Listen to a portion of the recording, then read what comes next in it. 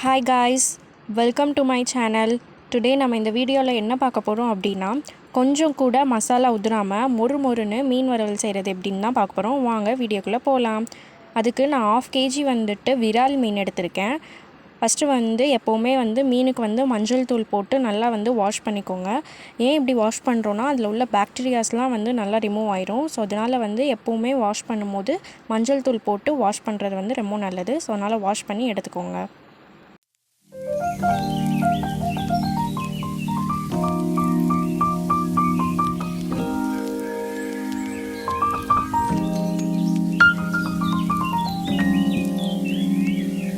இந்த மீன் வறுவல் செய்கிறதுக்கு மசாலா ரெடி பண்ணிக்கலாம். இதுக்கு ஆச்சி ஃபிஷ் ஃப்ரை மசாலா தான் நான் எடுத்திருக்கேன்.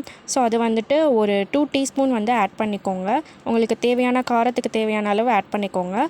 நெக்ஸ்ட்டு கார்ன்ஃப்ளவர் ஒரு 1 டீஸ்பூன் ஆட் பண்ணிக்கோங்க. கார்ன்ஃப்ளவர் ஆட் பண்ணும்போது நம்மளுக்கு கிறிஸ்பியாக மீன் வறுவல் கிடைக்கும். நெக்ஸ்ட்டு காரத்துக்கு தேவையான அளவு மிளகாய் தூள் ஆட் பண்ணிக்கோங்க. இது ஆப்ஷனல் தான், தேவைன்னா ஆட் பண்ணிக்கோங்க. எதுவுமே இஞ்சி பூண்டு பேஸ்ட்டோ இல்லை தயிரோ லெமனோ எதுவுமே ஆட் பண்ணாதீங்க. ஜஸ்ட்டு ஆச்சி ஃபிஷ் ஃப்ரை மசாலா, மிளகாய்த்தூள், கார்ன்ஃப்ளவர், கொஞ்சமாக சால்ட்டு, அவ்வளோதான். இது மட்டும் ஆட் பண்ணி லைட்டாக தண்ணி ஊற்றி இந்த மசாலாவை நல்லா ஒரு பேஸ்ட் கன்சிஸ்டன்சிக்கு நல்லா மிக்ஸ் பண்ணி கொடுத்துக்கோங்க. வேறு எந்த இன்க்ரீடியண்ட்டும் ஆட் பண்ணாதீங்க. இந்த ஒரு 3 இன்க்ரீடியண்ட் மட்டுமே நம்மளுக்கு போதும்.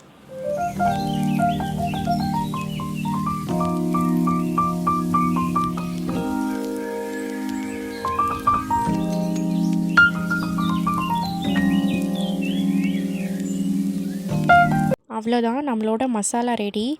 நீங்கள் பார்த்தாலே தெரியும், நான் வெறும் ஆச்சி ஃபிஷ் ஃப்ரை மசாலா தான் ஆட் பண்ணியிருக்கேன். அந்த மசாலா போட்டதுக்கே உங்களுக்கு கலர் கொடுத்துருக்கு. ட்ரை பண்ணி பாருங்கள்.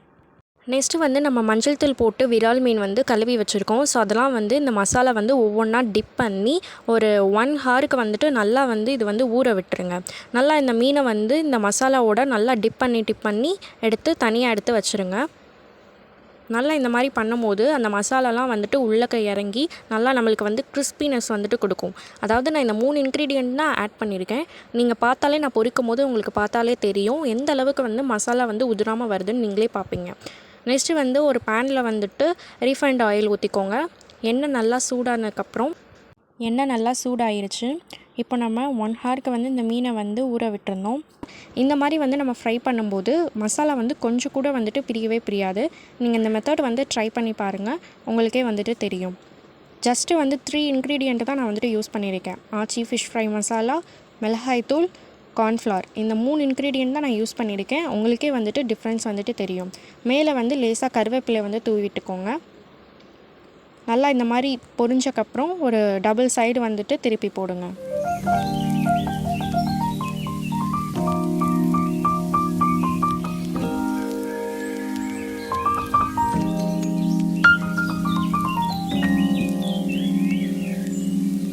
ஹீட்டை கொஞ்சம் மீடியம் ஃப்ளேம்லேயே வைங்க. அப்போ தான் மீன் நல்லா வேகும். ஸோ நம்மளுக்கு கிறிஸ்பினஸாகவும் வரும். பார்த்திங்கனாலே உங்களுக்கு டிஃப்ரென்ஸ் தெரியும். எவ்வளோ மீன் வெந்து வந்திருக்கு அப்படின்னு சொல்லிட்டு, கிறிஸ்பியாகவும் இருக்குது அப்படின்னு சொல்லிட்டு உங்களுக்கு பார்த்தாலே தெரியும். ஜஸ்ட்டு ஒரே ஒரு மசாலா தான் ஆட் பண்ணியிருக்கேன். நீங்களும் வீட்டில் ட்ரை பண்ணி பாருங்கள் கைஸ். மசாலாலாம் அதில் கோட் ஆகி எவ்வளோ கிறிஸ்பினஸோடு நம்மளுக்கு மீன் ஃப்ரை கிடச்சிருக்குன்னு பாருங்கள். இது மாதிரி நீங்கள் நிறையா வீடியோஸ் பார்க்கணுன்னு நினச்சிங்கன்னா என்னோடய சேனலை சப்ஸ்கிரைப் பண்ணி வச்சுக்கோங்க. தேங்க்ஸ் ஃபார் வாட்சிங். பாய்.